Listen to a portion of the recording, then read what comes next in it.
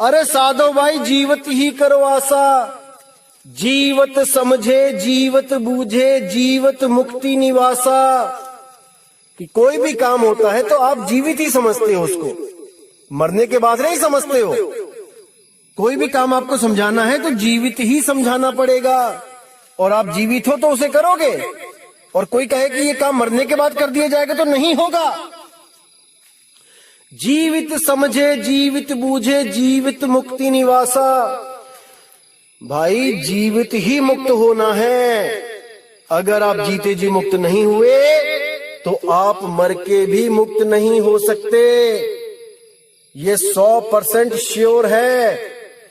अगर आपका नशा आज नहीं छूटा तो मरने के बाद भी किसी के शरीर में आके उसी नशे की पूर्ति करोगे।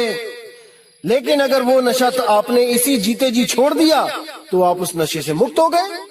अब मरने के बाद भी आपको किसी शरीर में नहीं आना पड़ेगा उस नशे को पूरा करने के लिए।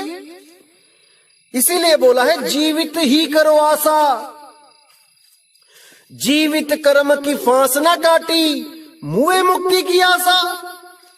जीते जी तो कर्म की फांस काट नहीं पाए और मरने के बाद मुक्ति की आस लगा के बैठे हैं कि सतगुरु हमें लेके जाएंगे सतलोक, हमें सतगुरु अलख लोक लेके जाएंगे, अनामी लोक लेके जाएंगे। ये सब भाई भरमजाल है। छोड़ दो इस चीजों को, निकल आओ इस भ्रम से बाहर। जीवित मरिए भवजल तरिए। जीते जी आपको वो चीज प्राप्त करनी पड़ेगी जो आप मरने के बाद चाहते हो।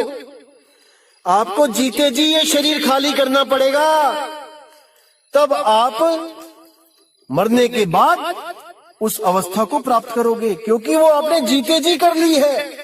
और अगर आपने जीते जी नहीं करी तो भैया मर के भी नहीं होगा। भूल जाओ इस चीज को।